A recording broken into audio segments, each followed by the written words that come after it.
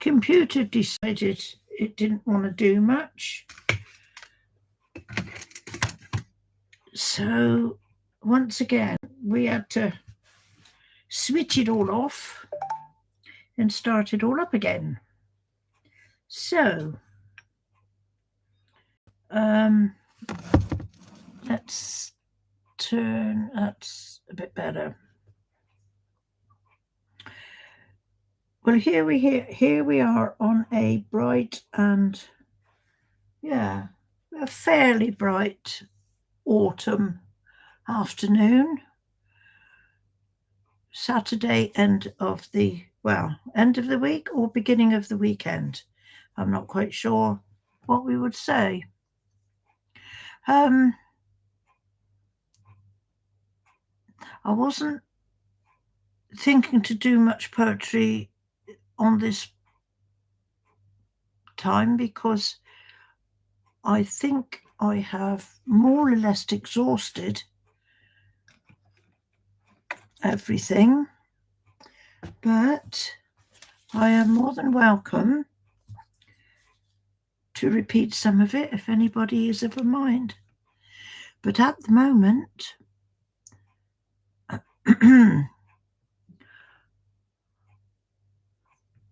we could chat, we could have a discussion, or just a chat. I have a topic I would like to sort of discuss or have anybody's views on,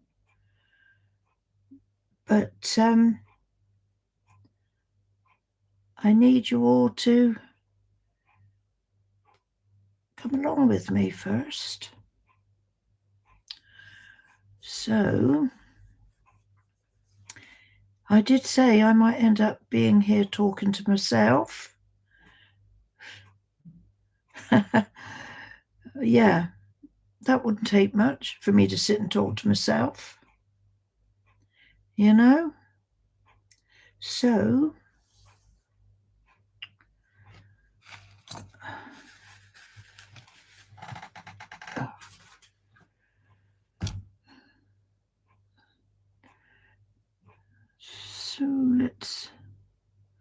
let's see what we can do. Maybe I will do it.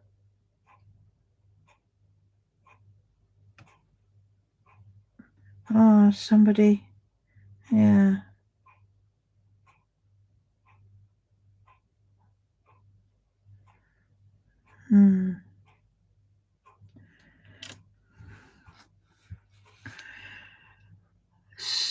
So. No, the only thing I was going to say is maybe I should start off with a poem of some sort. Let me see what I've got on my phone. I'm not sure there's anything but this one I did read yesterday. Maybe I should get something a little bit older to read. Where are my books gone? All behind me, I think. See if I can find them.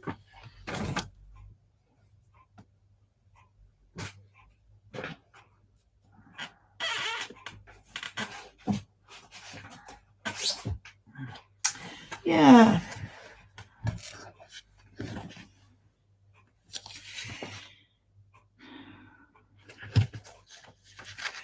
Right. Perhaps this is quite appropriate. I don't know. So we will read a couple of things, as I say, repeating, but give me a line, give me a rhyme, give me a short minute of your time. Show me your smile, show me your style, show me how you can luringly beguile. Talk to me slowly, explain what you are. Tell me you can do, wish on a star. Have you the peace in your heart and your mind? Have you the hope for all mankind? Tell me we will find how we can live, how we can show each other goodness and love. I will stay by you, will never deny you. Place my heart with your heart, never decry you. Give me your hand. Show me how to stand right by your side with no demand.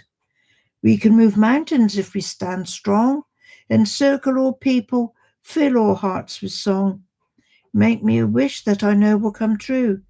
Make me believe in the hope that is you. Like Pandora's box, keep the most precious thing, hope in mankind and hope in all things. There you go. So, have I got anything? I've got another one here.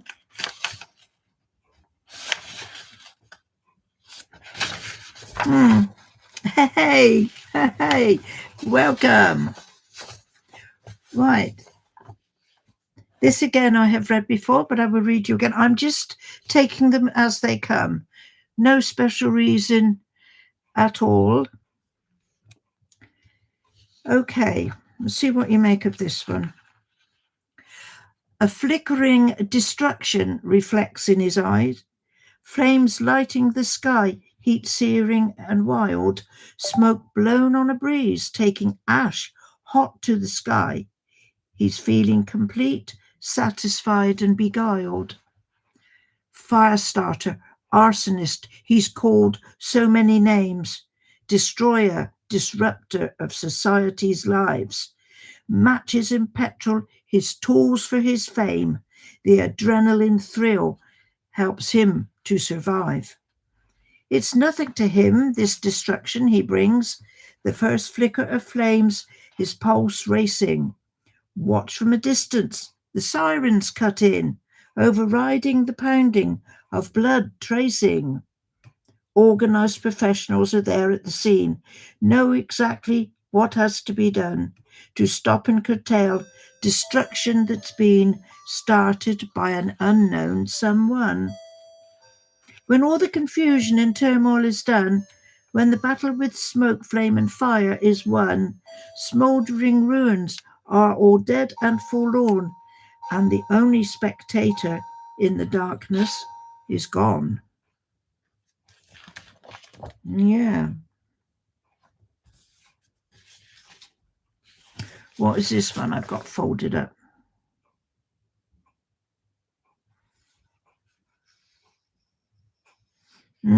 This is a bit morbid. No, I don't think I can read that one. That's probably the only one I can't read. Okay. So if I turn the page. Okay. Let's have another change of, I don't know what you call it. I've lost the word now. But here we go. Behold the deepest, darkest pit, the entrance to the gates of hell, where through its labyrinthine halls resounds the doomsday bell. Horned demons, winged gargoyles, with murderous hearts and bleeding soul, gather in flock to pay their homage to the devil enthroned below. Watching as they flock to greet him with eyes of crimson and horned head, sinewed arms on iron-hard body in cloak of skin from corpses dead. Seated on a throne blood red, he watches as they gather round, pushing, scrambling, fighting, clawing to be the first to touch his gown. Disdainfully featured, surveying all, guttural voice thunderous loud. Pitiful wretches, look on me, get on your knees, obey me now. His stone-hard gaze, he looks upon them, they who pay homage and adore. Silence settles, and all assembled sink en masse to the cold, hard floor. The world in turmoil, plague and famine, running riot, travelling free. My precious servants, I commend you. All this you do satisfies me. with fetid breath through smoking nostrils, savage snarl and belching fire, he bids them go and do his bidding, spread death and disease, his one desire. Scratching and scraping they rise as one, now eager to leave this hellish domain, and mankind is there, ready to guard the world from the damned and the unholy insane. That's a bit dour, isn't it? Yeah. Do you know what? I never get fed up of reading these, even though they're mine and I wrote. I was dropped my sweet roll from the fear you instilled in me. Sounds like a spooky ruler. That was all about the devil who lives in his hell. This is a little bit lighter. And I don't know who this person is, and I don't know where this came from when I wrote it. But here we go. And I think, hello, hello, Doom. I think you have, well, I know some of you have heard it before, if you've been on here before. Take my hand, he said, come with me.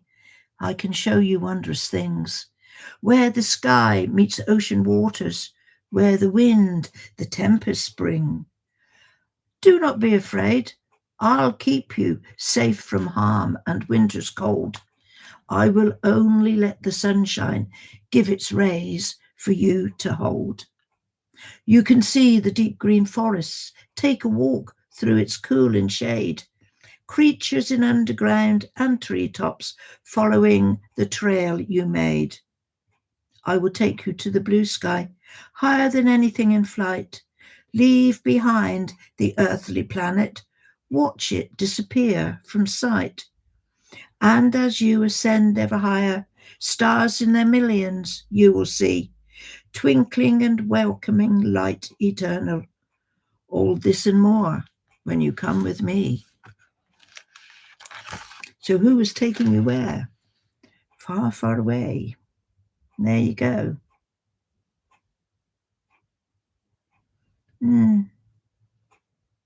And again, something on a lighter note. A cool, leafy, sun-dappled lane on a hot summer afternoon is ideal for a stroll to dream a dream of sandy beaches and cool lagoon. A gentleman passing by raises his hat in greeting. You, in your sun-locked reverie, barely acknowledge his gentlemanly meeting. Gentle breeze ruffles the leaves, bird song high in the trees. A butterfly settles in the hedgerow nearby, disturbing the lazy bees. A mother with pushchair comes into view. Quick glance and smile as they pass. Cow in the field gives a... Did you like that, Sel, that last one? Did you... hang on, sorry. Let's go back. A mother with a pushchair comes into view. Quick glance and smile as they pass. Cow in the field gives a satisfied moo, chewing a mouthful of grass. Lady with the dog yapping it all. Climb over the stile further down. Sun baking hot, now you're out of the shade. On the road leading to town. Thankfully reach the little tea shop where afternoon tea is served. At a window seat table, all doilied white, enjoy a cuppa, richly deserved. There you are, that's somebody going for a stroll in the country. And this one as well, I like this one, though it's quite a sad one. And I think I have. Have I ever gone on a trip far? Not very far. The furthest place I've ever gone is to my husband's home, and that is over to Spain. We would go by car, take the ferry across, go to Le Havre or Calais, travel through France, and through into through into Spain, up to the north as well, in Galicia, and near the mountains, not far away from the Basque territory. Are you from Spain? Are you? Yeah, my husband's from the north. Yeah. And now all the brothers and sisters, some have passed away, some are scattered all over Spain and places. Is your mother from Galicia? Oh my gosh. It's a small world, isn't it? Yeah, now my husband's family have all, his parents passed away.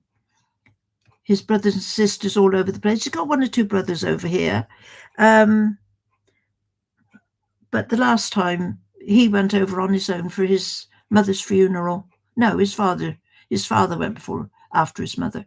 He went over to his father's funeral. But that was few months, yeah. Oh my God, Coruña. We went to Coruña, La Coruña. Yes, we've been there. And we went to Vigo as well. Yeah, we've been all along there. And Santiago de Compostela. We went there to see the church. What a building. And I can remember I stood back as far as I could to take a photograph of the front of it. And I couldn't get it all on one picture in my camera. I had to take two pictures, one from the top half and then one from the bottom half. But that is a building in itself, yeah. And did you go to Barcelona? No, we didn't go to Barcelona. We went through Madrid one time, and I can't remember why. I think we did just a detour around a little bit. Went to Bilbao. We stayed in Bilbao because there was family there. And then we moved on up into home. The Sagrada Familia. Yeah, now let me see, I can't remember his name. The chappie who designed that. Such a well-known person. I can't remember who did it. Oh, memory fades me. But no, that is a very, very famous place, isn't it? And that is one part of Spain that we didn't get to. But yeah, it was Gaudi, of course. It's Gaudi, yeah. Friend, son, get a train, a bus to Vigo. I had a Spanish friend who lived. Yeah. Where my husband's gone a couple of 3 times, I think, on his own. And when he goes on his own, he flies. He goes flying. But he needs to go over again sometime. But the problem is now he gets worried about his age, you know. But I said to him, I think he'd be okay. It would be good if somebody would go with him, but I wouldn't go with him. Where do I live now? I'm in the UK now. I'm in England. I'm an English girl. And yeah, just sort of by chance. Met my husband when I was working up in London. He'd been over here a couple of 3 years or so. And I just happened to meet him. That was a few years ago now, my gosh. You went to Manchester, yeah. Again, you see, I haven't been very far. I'm not really a very big traveller, and I think the travel of my time is just going home to Spain, you know. My beauty, which is only you could name. I don't crass. I would tell you quite honestly. I met him because I was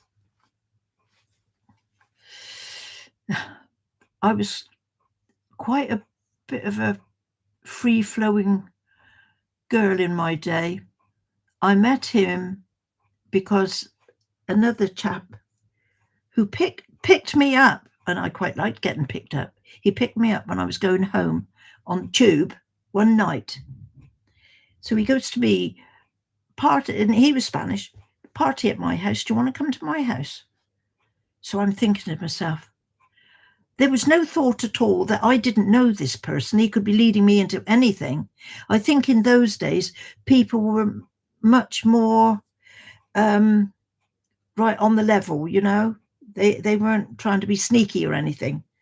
And I'm sat there, I'm thinking to myself, well, I'm not going anywhere. I'm only going to go home. And what am I going to do when I go home? Probably go to bed, because I didn't have television or anything like that in my room. So I'm going, yeah, let's go to a party. Does he have a yes, he does. He's still quite hard. Some people, it's so funny.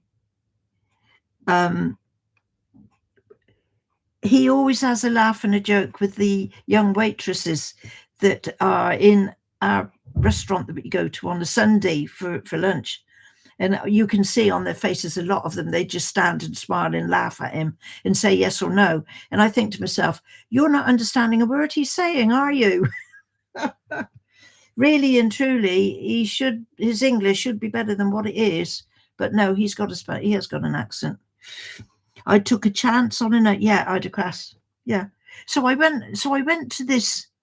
So I went with this chap, and funnily enough, he only lived a little way up the road to where I had my place I was living. It was incredible, just a few yards up the road. And of course, we go in there, and there's me, and there's 1, 2, 3, 4. There's 4 other Spanish chaps.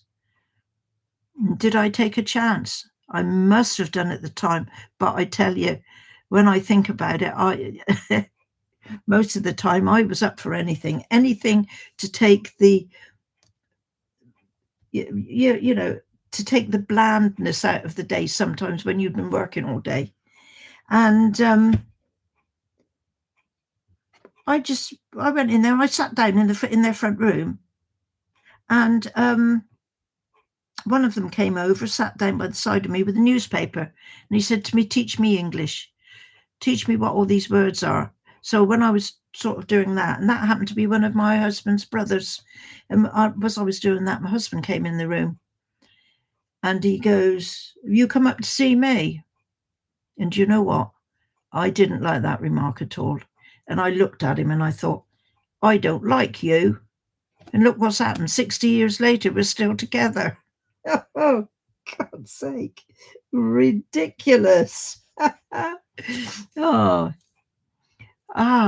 well, were they not all? I mean, they were all quite young, in their early 20s. And come on, they'd come over here where things were, in a way, so much different to what they were over in Spain.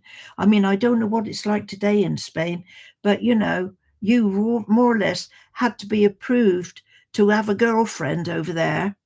Yeah. Incredible. It was incredible. I really, really didn't like him when I saw him. And he was handsome. He was really good looking. And I didn't always go for the good looking chappies, because they just didn't seem to do much for me. But it's incredible when you think, from that first meeting all those years ago, incredible. No, yeah, we've been together, was I 22? I'm 82. No, I'm 81. Nearly. So it's nigh on 60 years, isn't it? Nigh on. And yeah, really and truly, we've not looked back since then. What do you reckon he still is? I've seen him he's a fine young got that strong to me. Oh, God. Yeah. At least he behaves himself a bit now. I've had to sort of train him, and it's taken a few years, but I think it is getting through to him now a little bit.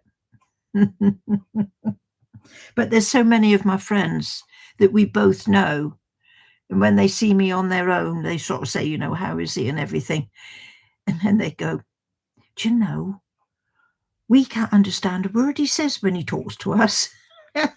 I say, no, not a lot of people can. Yeah. you've really got to sort of, decipher it work the words around, because sometimes words are a bit in the wrong place. Yeah. But and to be quite honest, I never ever thought I would end up down here, because when I left here, I lived not very far away in a town away a little bit. And when I went to London, particularly to get away from the place where I was living, because it was a dead end. Being a teenager, but by then I was sort of in my early 20s. I wanted something a little bit more lively than what was around where I was living. So I just up and left one day and went to London. And I chose London because a couple of my dad's two sisters, they lived up there. So, I chose that, and I thought, well, I'll go London because at least there's somebody there I know. Whether they were very happy to have me up there or not, I don't know. But how different things are today, because I got off the train at Waterloo Station. I got on a bus straight up. I didn't go straight up to the West End. I went to the area where my aunts were living. And I didn't go calling on them that particular time because it was getting quite late in the evening. I went into a phone box, one of the old-fashioned red ones, and I looked at all the tickets that were and all the advertisements that were pinned up in the phone booth, and I saw one for rooms to rent. So I phoned them up in this really. We have our own shop right now. Yes, rock and roll. Yeah, my husband's a barber, gents hairdresser, if you want to be posh. Yeah, and we live. This is why this place where we are now is so small to what we were used to, because it's just this little flat up above the shop.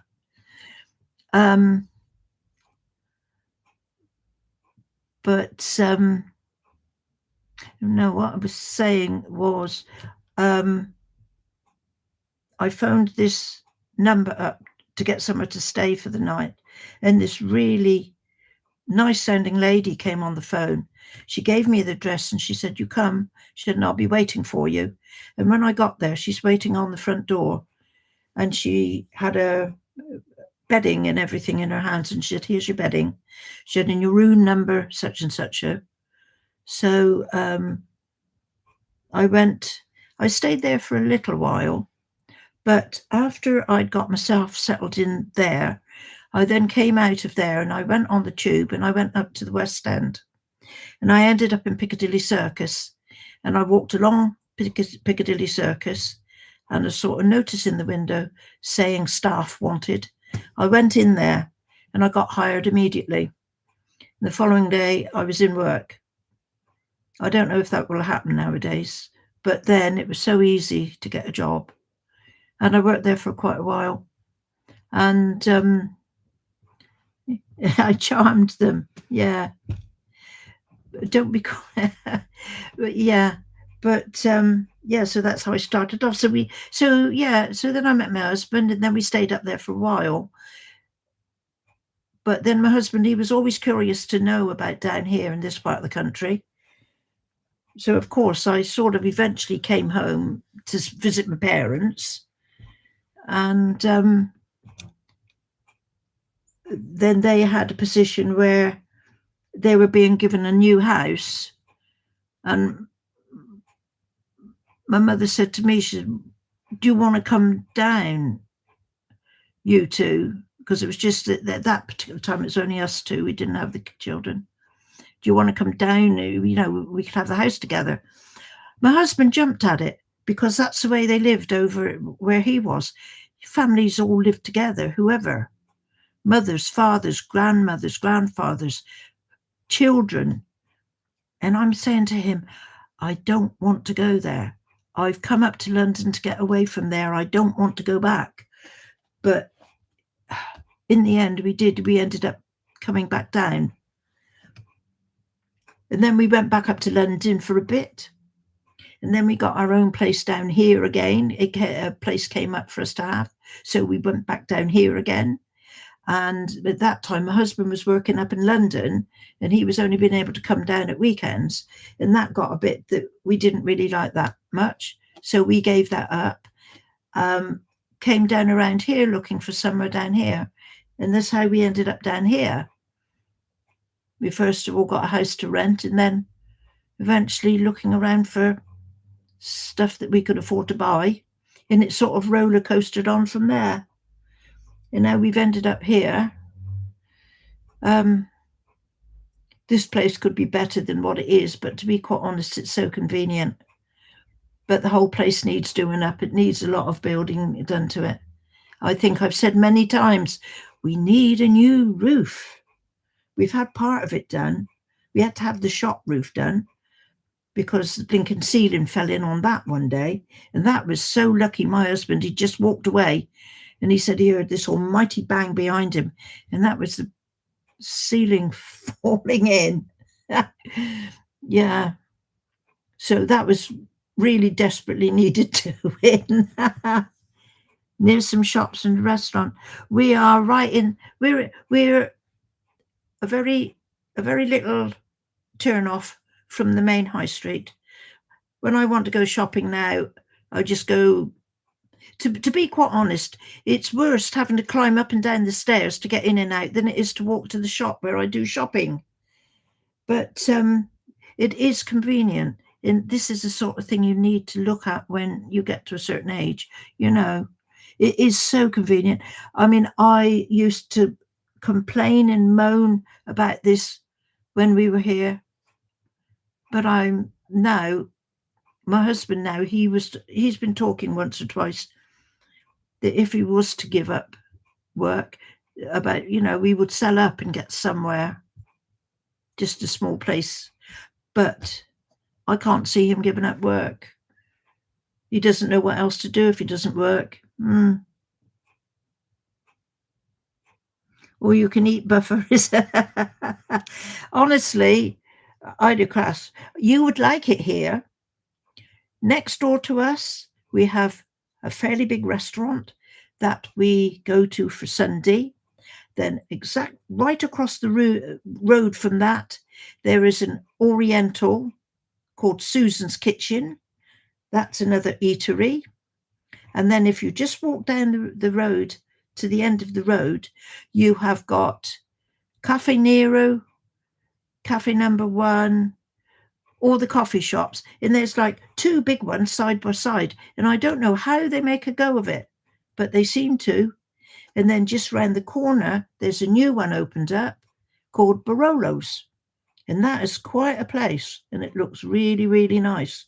So there's plenty of eateries and things. Yeah. Yes. Yeah, we have. I mean, to be quite honest, by the time you look around this place, there are more coffee shops and eateries and barber shops. The barber shops have sprung up like mushrooms. Just in our place now, there's us. There's one on the corner.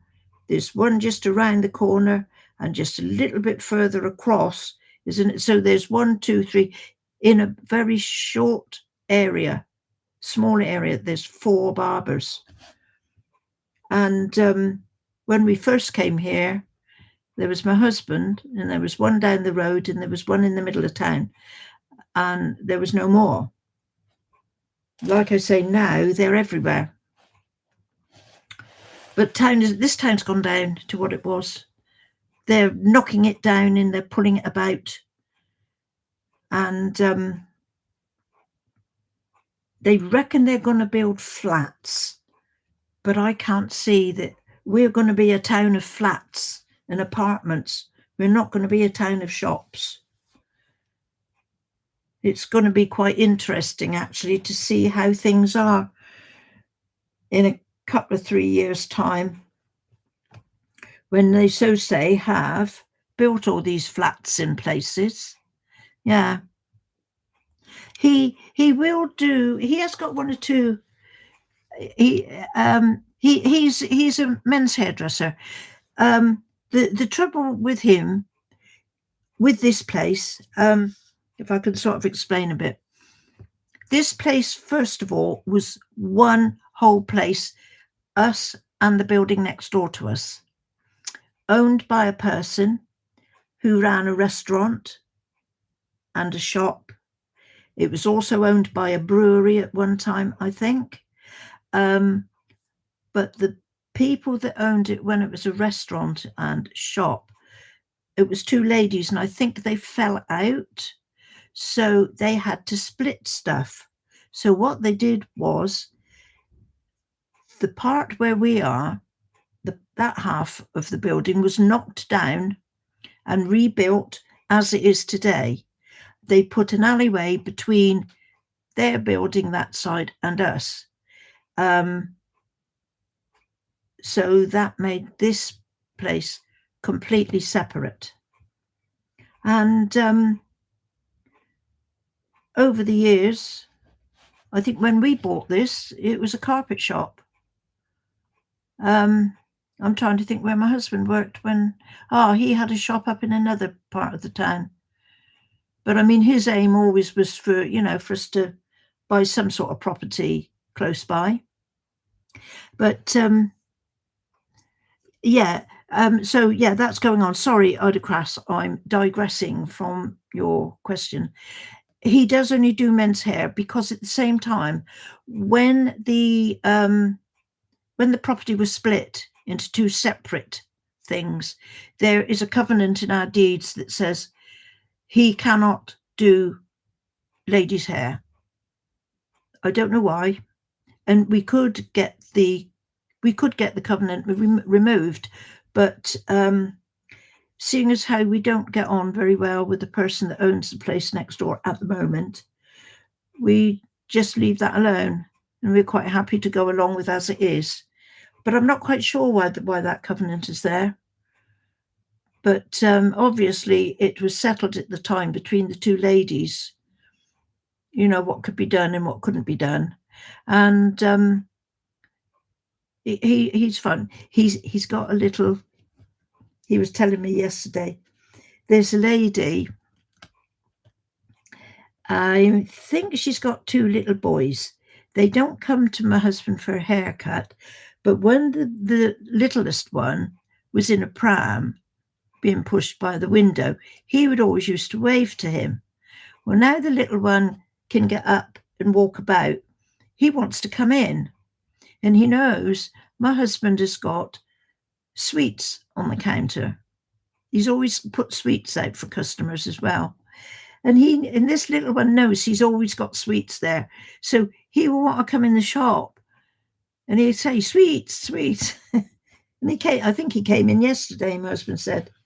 He said, that little one does not forget when I used to wave to it when it was in the pram. Yeah. Yeah, God, he's always buying sweets to put in the shop. It's usually quality street or celebrations. And it's funny sometimes if I've been into town and I come walking home, there's more than one occasion when I've seen a man taking the wrapper off of a sweet or something, and I look at him and I think, I know where you've been. Yeah. I don't know why he started doing sweets. No idea at all. But it's been going on for quite a while. Yeah. But what did knock us back a lot was when trace it back to Mr. That sort of thing. What hit us, and I mean it hit every business everywhere, I think, was COVID. I mean, then we had to close, and it's taken a long time to get customers back, even after all these years, because it's I think it was 2019, wasn't it? Was it COVID? And I mean, that's 6 years ago, and it took ages to get people to come back. And by then as well, there were the other barbers had opened up. Yeah, folks do change, but I think my husband's quite lucky in the fact that he has, of course, because of the style of barber he is and the age that he is as well, goes together with the type of customer he will get in there. And a majority of his customers are of an age as well. And so many of them, he had one person walk by the other day. Um, he was only, I think he was probably in his mid-40s, so he was much younger. But he walked by to my husband one day. The following day, he came in for a haircut.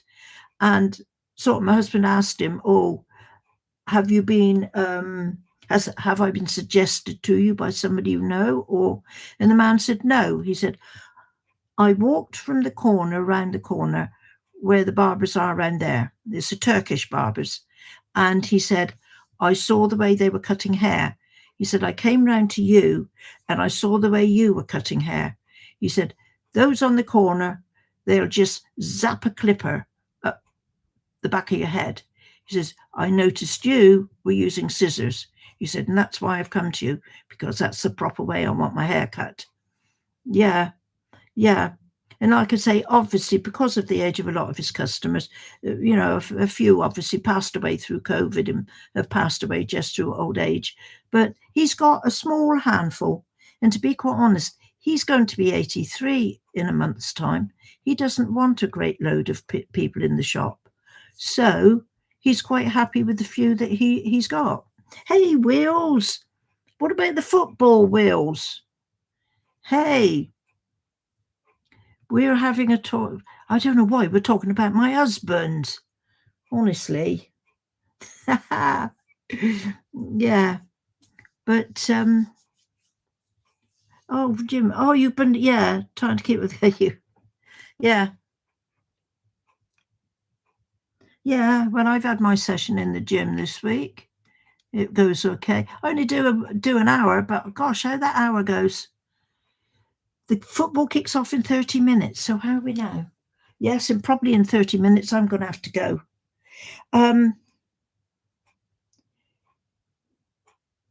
So I'm sort of telling me life history here. But what the a discussion I would like to have opinions on. It's nearly tea time. It's coming up to half past. It's just past 4:30. And he's talking about her adventures. Yeah, a lot of them you probably wouldn't like to hear.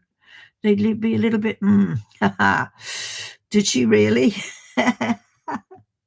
You feel like you're interviewing her. No, I like. Then I know what to talk about. But what I would like to talk about, stay out of trouble. Oh, if only I was about 40, 50 years younger. Hey, okay. Oh, please, Will. Yeah, of course. Uh, were you a little bit of a bad lad? I think you said you were the other day. Cool. I'm all ears and all eyes.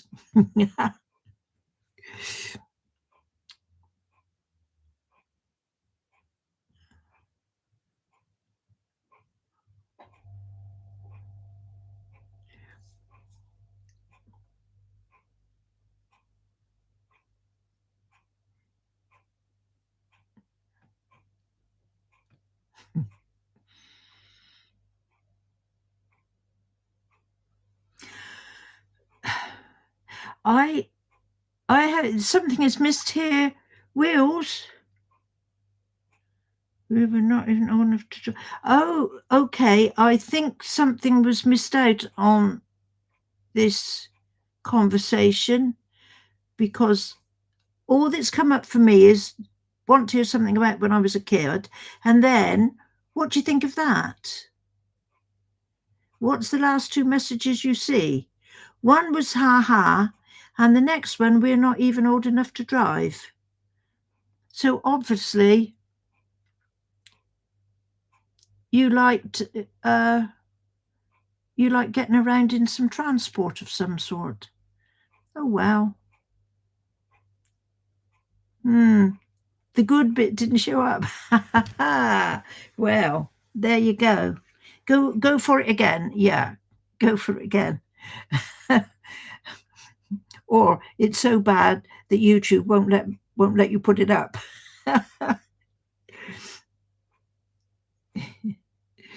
Oh, so when I was with my brother and I stopped. Oh, okay. We went and picked up some girls. Oh, why? Honestly. Well, you know what? I wouldn't condemn you for that. And it's surprising. I don't know if you do over there, but I I watch Judge Judy on here, and so many of the young ones come up on her program, and they've done exactly the same thing. They've waited till their parents have gone to bed, and then they've got the car keys out and they've pushed off somewhere. It's a yes, yeah. You could. Oh no, I didn't get that. And you were actually driving, not one of your friends. You know, we were. Oh, oh, shouldn't laugh at that, really, should I? Oh my gosh. Your brother was driving. So you could stand in front of your parents and say, it wasn't me, it was him. Neither of us are old enough to have a driver. No, no. Mm. Oh my God. I tell you what, I had, he took all the blame. Did he really? That was really quite good of him then. I had a boyfriend who was a motorbike mad.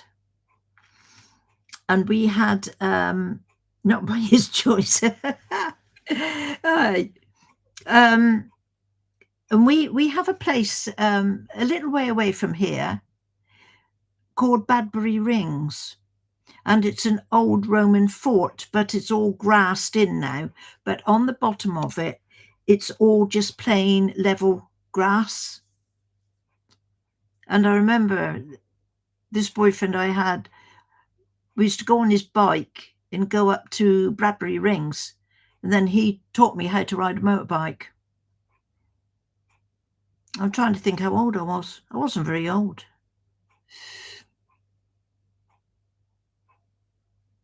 Early teens. Maybe I was only about 15, I think, 14 or 15. Hmm. Old Roman structures. Yeah. Yeah. Yeah, there's quite a lot of, yeah, I think there's quite a lot of Roman stuff around here. That was, no, okay, Wills. The bathhouse place, the town bath, very Roman. I was born there, lived there very shortly. It's Shaftesbury, where you say it looks like Harry Potter's place. Now, Shaftesbury is even older than Bath. Well, is it older than Bath? I'm not quite sure of the century of the Romans. But Shaftesbury, where I lived, up on the hill, now that is a 13th century fortress town. And that's got some little bits of places where it was all to do with King Alfred, I think, or King Arthur or somebody. King Arthur wasn't, he was only fiction, wasn't he? It was King Alfred. Oh gosh, yes, there's a lot of oldie stuff. And probably there's a load of stuff around that I don't even know about. And I think to myself sometimes when people are shouting and going on about, oh, we're going on holiday, but we got to go abroad. We got to go a few hundred miles away. When I bet you anything you like, there are places in this country that people don't even know exist and don't think that it would be interesting to go and see. And there are some really beautiful places here to see. Um, Going on about places brings me to another thing. There, I got Stonehenge. Yeah, gosh, we used to go on school trips up to Stonehenge. Yeah. Oh, there's been quite a few tales and observations in that about Stonehenge, and I'm still not sure whether anybody knows exactly why it's there.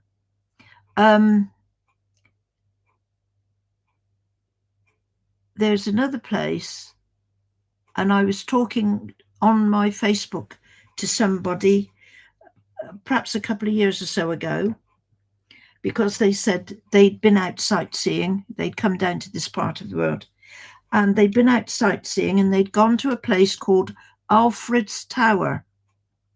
Now, again, in way back in history, the royalty and the gentry and the higher up nobles would build these just these structures on their land just because they could, not for any real purpose at all. And there is this one place, again, it's not far away from here, called Alfred's Tower. Now, that's something you could look up. Google will show you where it is. And I can remember my parents very often used to go there just to take a ride out. And it's a tower structure right in the middle of nowhere. It's just fields around it. And it's set back in like a little bit of a wooded area, but it's only, there's only countryside around it. There's nothing else. And I can remember my mum and dad saying that they would sometimes just go up there and, well, we just went up to Alfred's Tower to have a look. They took me up there one day. It freaked me out, and I don't know why. And even to this day, I went up there and I went up there a second time to see. The feeling it gives me is one of total horror. And I've never felt like that about anything else. And I don't know why. But I couldn't walk up to it. There's like an area way between the hedges where you could walk through it. And then it's sort of there on your right. And you can look up the grassy bit. And that tower is stood there. And I don't know why it freaks me out. But it sure does. And I don't think it's got any bad history to it. In fact, I think you can go up inside it. Have you found it, Wales? Yeah. What is it? I don't think there's anything inside it, Wales. And I only found out when I was looking about it some time ago that you could go inside. So I presume it's just stairs up to the top. And if you can come out on the top of it, you can look over the countryside, and probably it will say that you can look over to some of the other counties that are around. But I don't think there's anything. I've just remembered, they call them follies, don't they? It's a thing called follies. And it's because it's a stupid thing to build. And yeah.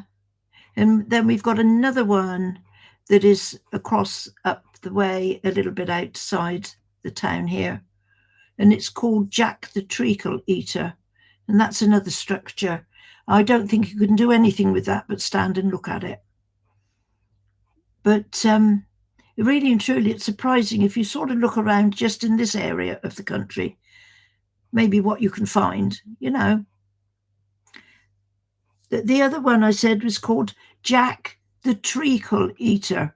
And I don't know if you would be able to find that or not. I don't know if that has got a lot of fame to it. And I don't know, obviously, whoever owned the land at the time, maybe they still own the land, had it built there centuries ago. It might have some purpose, I'm not sure.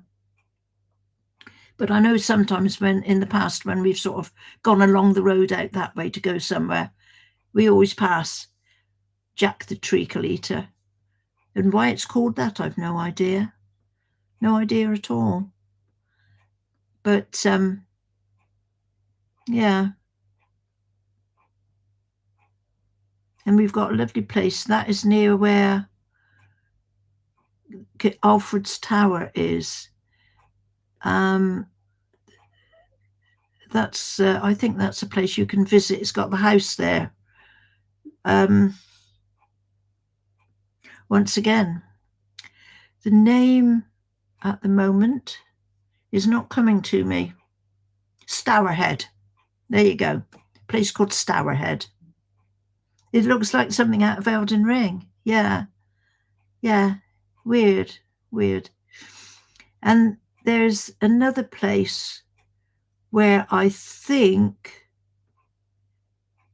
I might be mistaken, but I think where they did Game of Thrones, there's, again, this is close to the Badbury Rings place I told you about. This is a straight road with trees, really old trees either side of it. And there are hundreds of them all the way down this road. And they have grown so that they near enough make an archway over the road. Yeah. Maybe Bladdersing out Jack the Treacle Eater. Yeah, maybe. Maybe he's a treacle eater. Oh, sorry, Wills. Are you trying to find it all? Okay. Yeah. What was the last place? Stonehenge. No. Forget that. Stourhead. Stourhead. Shall I write it? Let me see if I can. I will write it for you so you know. That is a house with gardens and everything. It's quite, yeah, Stourhead. There you are, Stourhead. And I'm not sure if the family are connected and the ancestors of the past were the ones that built Alfred's Tower, because it's very close by. So I think there might be a connection with the family there. That's some Harry Potter stuff too. Yeah. It's a long time since I've been to Stourhead. Again, the last time I went there, I used to go there was, again, another boyfriend I had. And I'm not afraid to say it. He was quite a bit older than me. But he was great. And there's a little tiny pub down there, tucked away. And we used to go down there for a drink. And there's another place as well I will get you to look up. Longleat. Right, a place called Longleat. That's another big historic house. And years ago, I can remember when the then, now what was he? Was he a duke or was he a lord? But he used to be on the gate taking the money for the tickets for you to go in, and you could go into the house and look around. And then I think after he'd passed away, the son, I think because they take something to upkeep these big houses, they turned it into an animal park. There's a maze, yeah, Longleat Maze, that's right. And I don't know how it is now, but people then would come there to go around and look at the animals. And I remember we used to go through the gate to the animal enclosure, and the first lot of animals were monkeys. And my God, could they rip your car apart if you weren't, if you weren't watching? You'd have your car covered on the bonnet and the front windscreen with monkeys, and they'd love to tear the windscreen wipers off your car and the mirrors and anything else they could get their hands on. My goodness, did they go to work? Oh gosh, yes. And then you could go on the river, by the river, and you could get on the boat there. And I think, I'm not quite sure what they had in the river. Something like sea lions or something, I think. When about an American cup, yeah.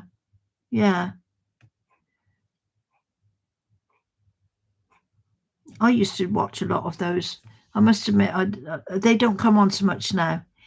She inherited a castle, and oh my goodness, whatever do you do with a castle in France? Strange. Gosh. They want to renovate it. They went to yeah. That must have cost something though to do that. But whoa. Yeah. 85, yeah. Per month. Per month. Oh, that's impossible. I know, I've heard, when and then we've had little programs on the television about these big houses. The people, it might be in their family, but they can't afford to keep it up. Yeah. So I don't know with Longleat, I don't know how it goes on now, but a few years back, oh, the French government, yeah, just to take us, yeah, it's a lot of money. It's incredible, isn't it? Honestly. Now going back to Longleat, a few years back, again, my grandson, he went on it is insane. It is. The school took a trip out to Longleat in the coming up to the Christmas months, and they'd had a couple of Chinese people over to decorate with lights all along in the Longleat grounds. And I remember my grandson went there on a school trip, and he said it was amazing. And he kept saying to us, "You've got to go and see it. You won't believe it until you go and see it." He said it is absolutely fantastic what these Chinese have done to decorate. I don't know if they still do that or not, because it must have cost them something to get these people over to do so. But just another little just another little story about Longleat. The person who inherited it after the father died, I don't know how many children were in there, but the son that inherited it was called Lord Thynne. Thynne spelt Thyne.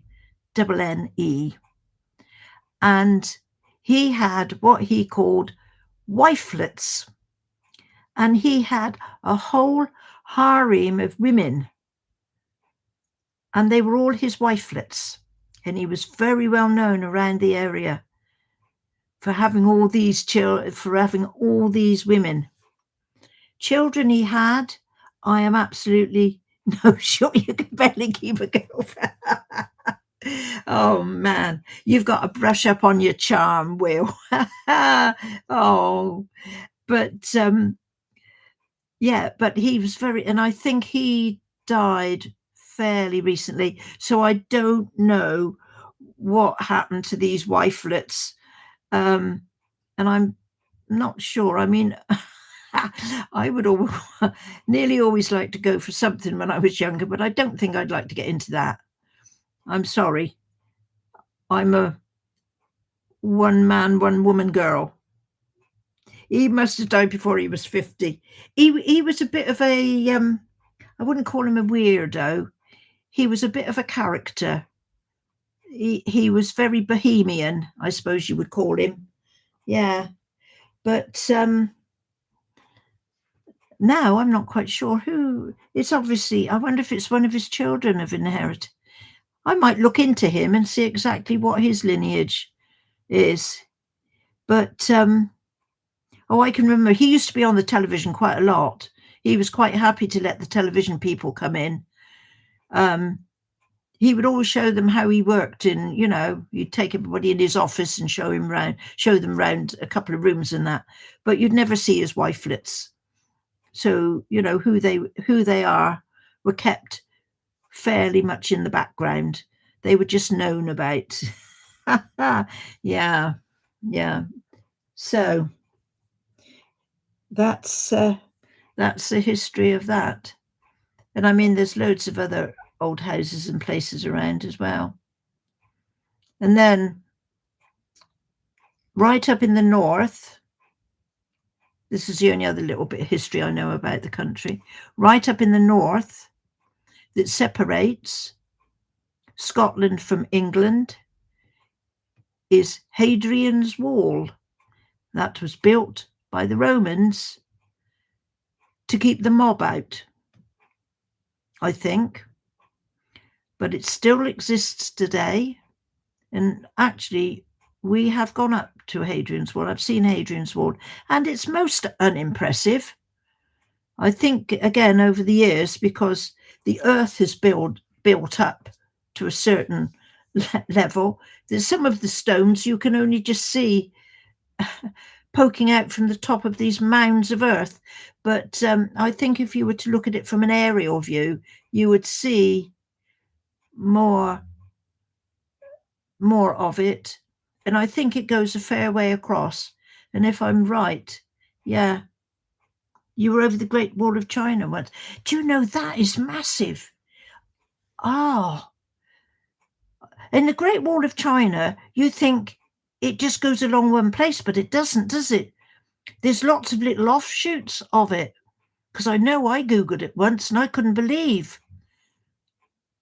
Yeah. Yeah, I know. Yeah, it goes on. I know.